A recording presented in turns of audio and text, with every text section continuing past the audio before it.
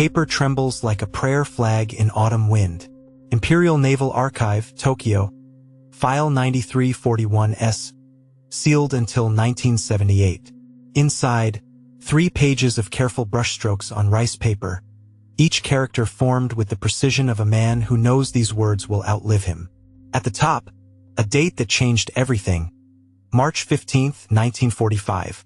Below it, a confession that shattered the myth of perfect loyalty. I kissed the enemy. Now I am waiting for a bullet from my own.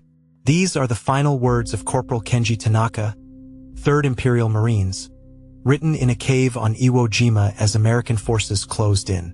Found hidden in his uniform by Private Yoshio Sato, who carried this secret for 33 years before finally surrendering it to history. This is his testimony. This is his forbidden truth. This is his final act of courage disguised as confession. Don't let these forbidden voices be forgotten. Subscribe now so these words are heard. Kenji Tanaka was born August 7, 1924, in the fishing village of Shimoda on the Izu Peninsula. His father, Ichiro, had been a fisherman before the war, a man who could read weather in cloud formations and find schools of tuna by watching how seabirds dove. His mother, Yuki, taught children at the village school and painted watercolors of cherry blossoms that hung in their small wooden house like captured spring. Kenji was the eldest of 4 children, the boy who helped his father mend nets and his mother prepare lessons by lamplight. His hands were always gentle, sketching fishing boats in the harbor sand, folding origami cranes that filled windowsills, learning calligraphy with the same patience his mother showed when teaching him to read the classics. I kissed him, Kenji wrote in his confession, the brushstrokes growing smaller, more desperate, as if he could hide the enormity of his crime in tiny characters. It was not love. It was not desire. It was the simple recognition that he was human and I was human, and for one moment we forgot we were supposed to be enemies. The war came to Shimoda gradually, then suddenly. First, the radio broadcasts about glorious victories in China and Southeast Asia. Then the conscription notices, the metal drives, the transformation of fishing boats into patrol vessels. By 1943, even teenage boys were being recruited for special assignments that families were forbidden to discuss. Kenji was 19 when the naval recruiters came to his village. They spoke of honor, duty, the divine mission to protect Japan from American invasion. They promised that young men who served would become heroes, that their families would be honored, that their names would live forever in the shrine of national memory. What they did not mention was that heroes were expected to die before surrendering, that honor required death over capture, that the only acceptable outcome was victory or obliteration. It was a quiet moment, Kenji wrote, returning again and again to the phrase that defined everything. Between the explosions, between the screaming, between the sound of planes dropping fire from the sky. In that quiet moment, I saw his face and remembered what it meant to be human. Kenji trained at the naval base in Yokosuka for 8 months, learning to handle explosives, dig tunnels, fight in caves where darkness made every shadow an enemy. The training was psychological as much as physical. Daily lectures on Bushido, meditation sessions where Marines practiced accepting death, ceremonies where they signed their names in blood. But mostly they learned to hate. Hate Americans who threatened the divine homeland. Hate weakness that might lead to surrender. Hate doubt that questioned orders. Hate anything that interfered with absolute loyalty to emperor and nation. I did not love my uniform, Kenji confessed in words that would have earned him execution if discovered. I wore it because I had to, saluted because I was ordered to, marched where they pointed me. But I never loved the weight of it, never felt pride in what it represented. It was a costume that turned children into killers. Kenji arrived on Iwo Jima on February 11, 1945, as part of the garrison defending the island against inevitable American invasion. The island was 8 square miles of volcanic rock, honeycombed with tunnels, caves, and defensive positions designed to make every yard cost American lives. The American bombardment began on February 16th and lasted 3 days. Naval gunfire and aerial bombing that turned the surface of Iwo Jima into a moonscape of craters and debris. Kenji and his unit huddled in underground bunkers, listening to explosions that shook rock dust from cave walls, counting the seconds between impacts. When the Marines landed on February 19th, the real killing began. Not the abstract killing of naval bombardment, but personal, intimate killing where you could see faces, hear voices, smell fear and blood and cordite. Kenji killed his first American that afternoon. A young Marine who looked barely older than himself, whose dying words were "Mama," spoken in English that Kenji somehow understood. "Forgive me, mother," Kenji wrote, addressing words to a woman who would never know what her son had done, who would spend the rest of her life burning incense for a boy she believed had died honorably defending sacred soil. "Forgive me for learning to kill. Forgive me for becoming good at it. Forgive me for what I did when I stopped killing and started remembering." The battle for Iwo Jima lasted 36 days. 36 days of cave fighting where Marines and Japanese soldiers fought room by room, tunnel by tunnel, crater by crater. The volcanic rock was too hard to dig graves, so bodies accumulated in the open, bloating in the Pacific sun until the smell became another enemy to fight. Kenji's unit was reduced from 43 men to 7 within the first week. By the end of February, only Kenji and 3 others remained, trapped in a cave complex in the island's northern sector, cut off from communication, surviving on rainwater and rice that had been soaked in seawater. The cave where Kenji would write his final letter was barely large enough for 2 men to lie down. It had once been a storage depot, contained wooden crates labeled with military designations, smelled of cordite and death and the salt wind that blew through cracks in the volcanic rock. "I fear my comrades' eyes," Kenji wrote, describing the weight of judgment that pressed down harder than American artillery. "They watch me now. They whisper. They know something changed in me when I stopped shooting at every shadow and started looking for faces in the darkness." The moment that changed everything happened on March 12, 1945. Kenji was on watch in a forward observation post when he heard movement in a crater 30 meters away. Standard procedure was to throw a grenade first, identify targets later. The island was too small for prisoners, too dangerous for mercy. But something made Kenji hesitate. Perhaps exhaustion. Perhaps the way moonlight caught on metal that could have been equipment or could have been a weapon. Perhaps simple human curiosity about who else was alive in this landscape of death. Instead of throwing a grenade, Kenji called out in broken English learned from a fisherman who had worked on American vessels before the war. "You hurt?" The answer came back in careful Japanese. "Hi, I am hurt." His breath smelled of sea and fear. Kenji wrote, describing the moment when enemy became human, when abstract hatred transformed into immediate recognition. He was bleeding from shrapnel wounds in his leg, had been crawling toward his lines for 6 hours. "I could have killed him easily, should have killed him according to orders. Instead, I gave him water." The American Marine was 19 years old, same age as Kenji. His name was Robert McKenzie. He was from a farm in Iowa. He carried photographs of parents who looked like Kenji's parents, worried about a younger sister the way Kenji worried about his siblings. For 40 minutes, they sat in that crater sharing water and broken conversation. Neither man had ammunition left. Neither posed a threat to the other. They were just 2 teenagers trying to survive a war that had consumed everything around them. "It was quiet between us," Kenji wrote, returning to the phrase that haunted his final hours.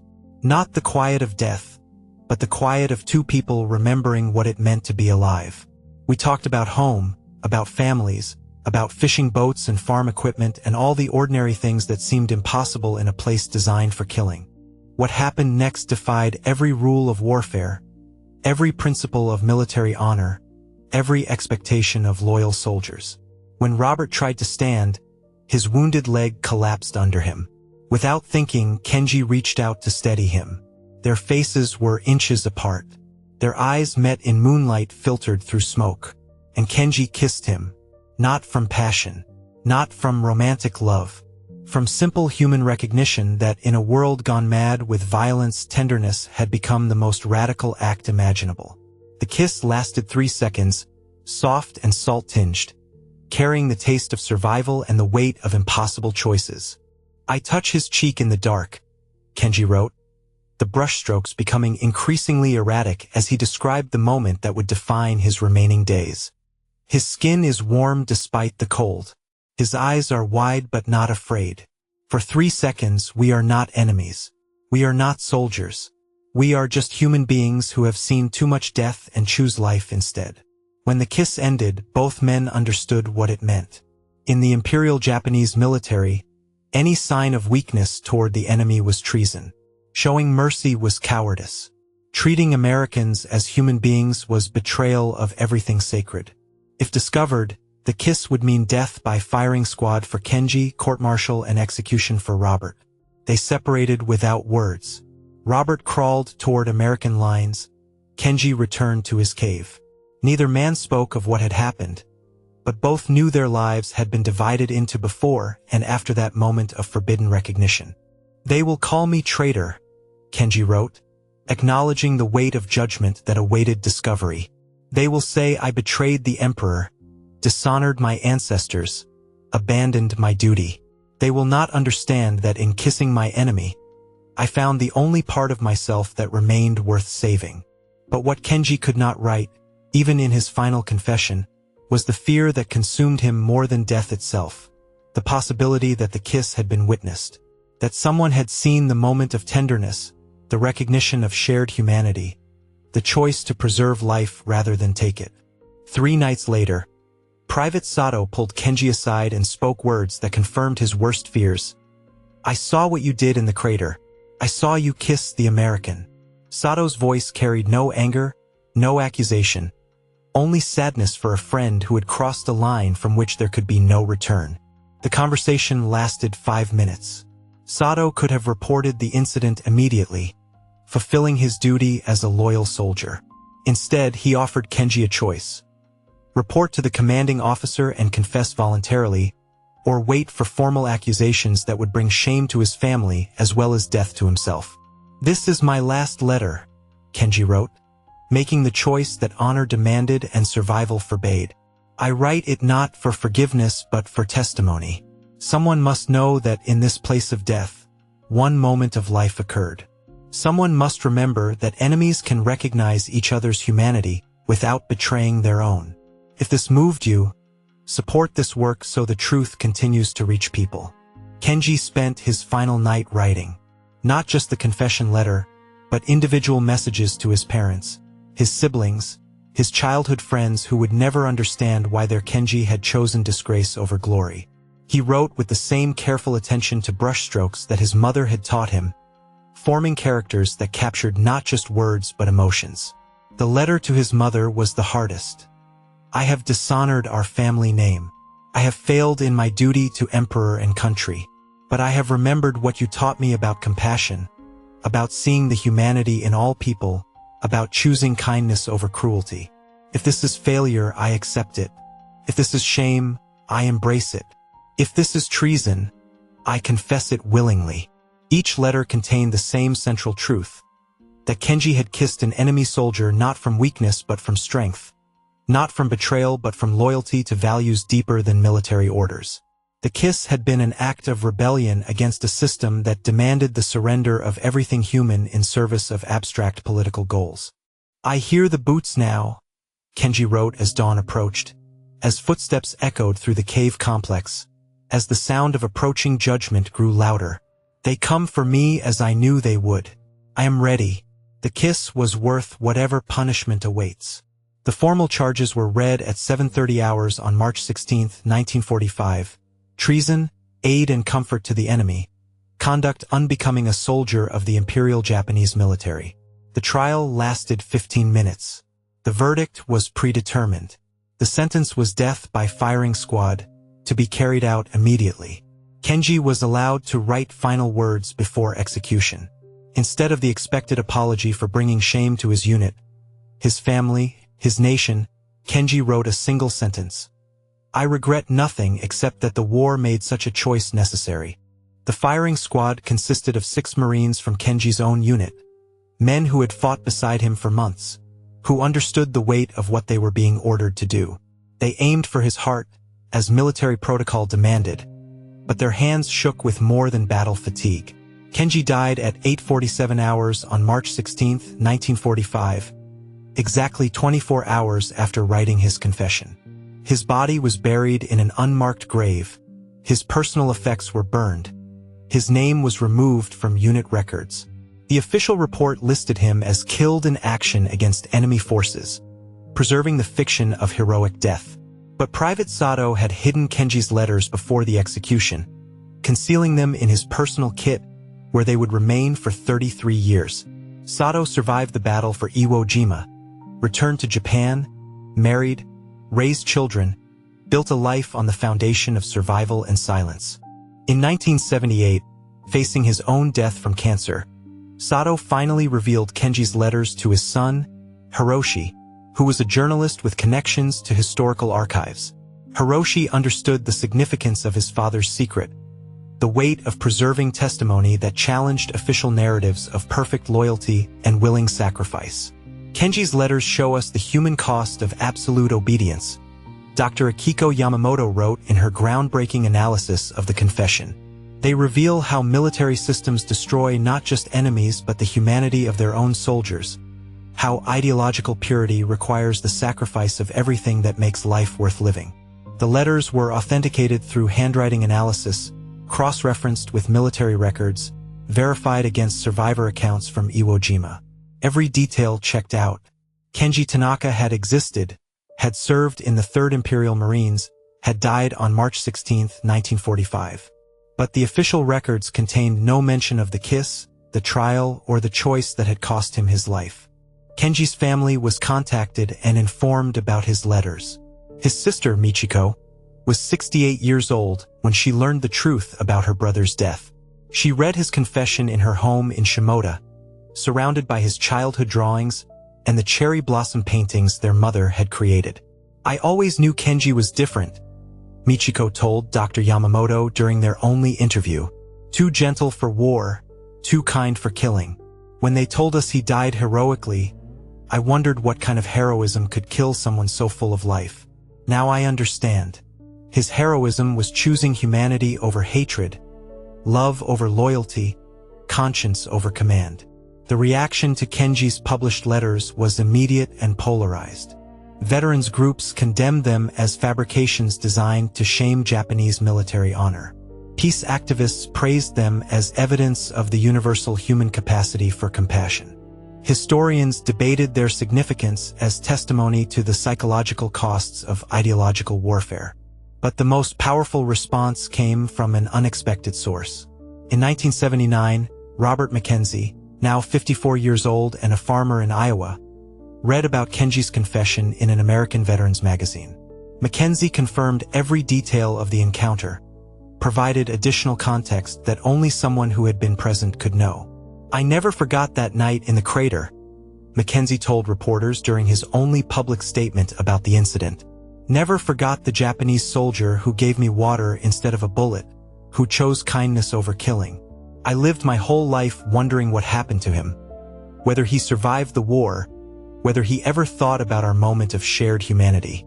McKenzie's confirmation transformed Kenji's confession from possible fabrication into documented historical fact. Two enemies had met in a crater on Iwo Jima, had recognized each other's humanity, had chosen compassion over combat. The kiss had happened. The execution had followed. The silence had lasted 33 years until courage finally broke it. "They will kill me for this," Kenji had written, and they had. But they could not kill the memory, could not erase the testimony, could not silence the voice that spoke across decades to anyone willing to listen. Subscribe so these forbidden stories never vanish again.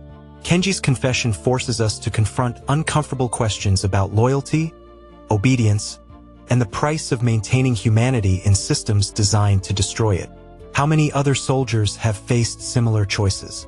How many have chosen differently? How many acts of compassion have been erased from official history because they contradicted approved narratives of heroic sacrifice? The crater where Kenji and Robert met has long since been filled and covered with volcanic ash. Iwo Jima today is a memorial site where Japanese and American veterans gather annually to honor their dead.